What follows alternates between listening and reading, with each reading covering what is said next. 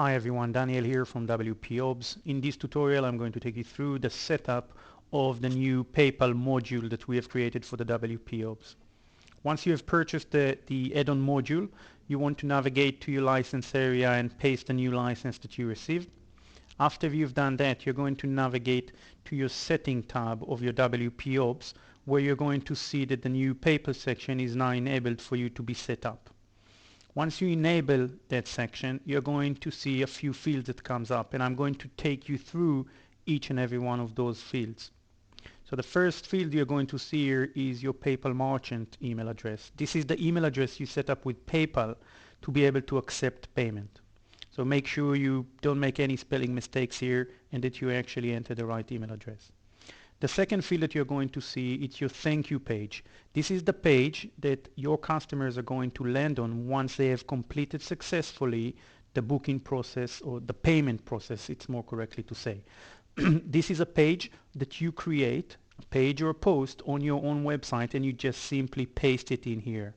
It will look something like that. So I've just created a thank you page, gave it a little bit of a text, and then I just grab the URL from here and I simply paste it in here, and that will be the page that once a successful payment has been made, this is where your customer will be redirected to.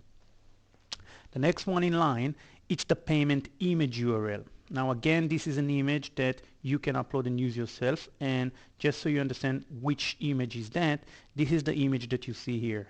This whole section here is it's an image. And that image you can just upload, or you can use an image that exists that you have somewhere else. It needs to be a URL. Once you've grabbed the URL for that image, either you uploaded it to your own website or either you're taking it from somewhere else, you're going to navigate back here and you're simply going to paste it in here, and that's it. This is all there is to it. There are two other fields that are important to mention. The first field here that you cannot change. Those are two fields that you cannot do any changes for, and you can see that they have the gray backgrounds to them, and you cannot change those URL. They are dynamically being generated. So the IPN is the first one. The IPN is a crucial URL that you need to set up on your PayPal level. So when you navigate to your PayPal account, you need to go under Profile to Selling Preferences, and then to actually go to your IPN settings, and you will need to paste this URL into your IPN settings and click Save. This bit here, the fact that you are actually pasting the URL here, this is what's going to ping back to your website, to your system, to notify us, not us, but your plugin, that a payment was actually successful or cancelled. So it is crucial that you actually follow those steps. Once you have taken the IPN link and you have pasted it there, then one more step is done. The last step that you're going to have here, those are the shortcodes, and what we have done, we have allowed for shortcodes, so you can actually decide as an administrator if you want to notify your customers via email about the transaction ID, the date, and the status of the transaction. And this is simply being done by grabbing those codes. And if I'm just going to navigate to our email notifications, so the email templates, and what I've done here, I'm just going to grab one of the emails, one of the basics emails, and you can see that I've added it here. So when my customers will receive this email, they will see here the payment date, the transaction ID, the payment status, and of course, as default it comes without it. You can then play with it and decide to edit anywhere you wished within the email templates. Now that we have set up everything, let's see how the flow works and what you as an admin will see and how you actually manage it from your bookings calendar point of view. So the first thing first, as always, will be that somebody actually clicked on the Pay Now and actually proceed with a payment. Once one of your customers proceed with a payment, two things will happen. One, you as an administrator, you will receive an email to notify you that currently there is a payment in process. You don't need to do anything, but at this point, someone is in the process of purchasing one of your services, and once the transaction will be completed, then you will be sent an email to say approve or decline their booking. So that will be stage number one. And let's see how this image looks like. So just open it here, and it will look something like that. It will say, dear admin, this email is a notification only email. You do not need to do anything. It's notifying me of the service that was booked and that it is currently pending. This is how it will look here. Let's navigate to our administration area, to the bookings area, and let's see how it looks on our calendar. When I'm going to our calendar and I'm going to scroll down to our agenda, and you will be able to see here, this is those are the latest bookings that we have, and you can immediately see here on the left hand side the status of your payment. Obviously red represents cancellation, orange represents awaiting payment, and green represents successful payment. Now the stage we are at the moment is somebody is in the process of paying, and it will show as orange. Bear in mind that orange will also show if, for example, a payment was stopped in the middle. So assuming somebody was trying to pay you for the booking, but then in the middle the internet service got disconnected because of power failure or whatever other reason there is. But a genuine, obviously, reason, they didn't actually try to cancel it. They just the line got cut off in the middle. At that point, you will need to come in and see which ones are pending, and you will need to follow up and understand why are they pending, and follow up with your customer and find out what happened. This is obviously not something that happens a lot, but it can happen, and the orange color will allow you to actually follow up with it and understand what exactly is going on. And then you can decide to either approve it, to decline it, or whichever other action that you choose to take.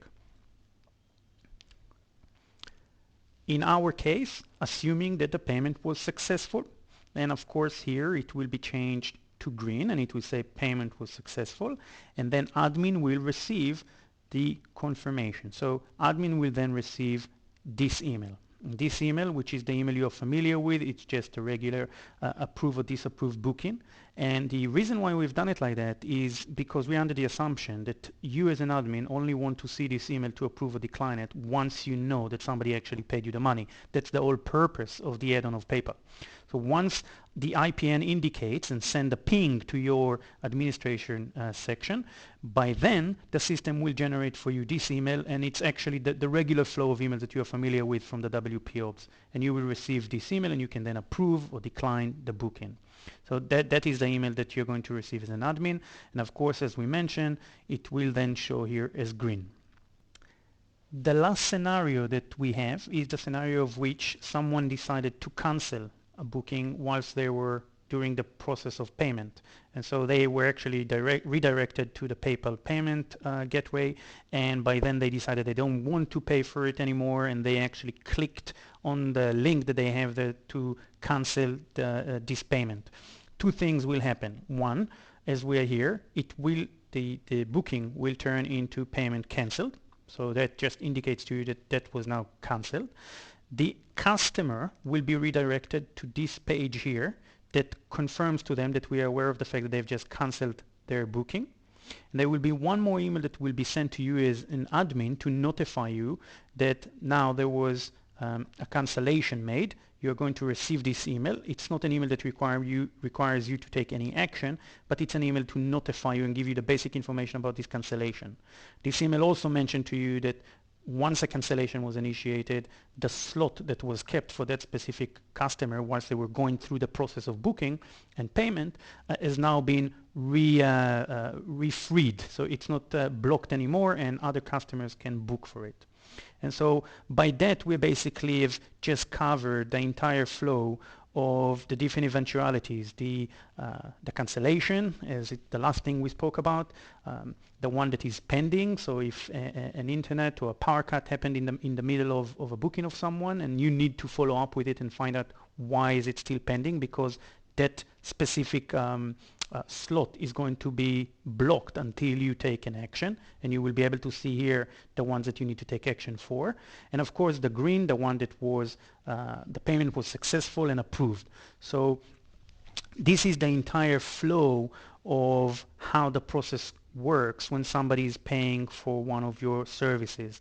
The only last thing I will show you is that if I'm going to navigate to my customer card here, Daniel, and I'm going to open the bookings that I've made, you're going to see that what we have done, we've actually added for you the transaction ID column, and also we have added the payment date and payment status. So you as an administrator, again, if a customer calls in and they want to inquire about a specific payment they made, you always have all of the details and you're able to tackle it in the most professional manner.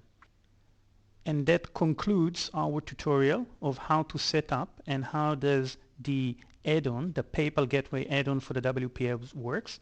I hope you've enjoyed it, and I will see you back here in the next tutorial.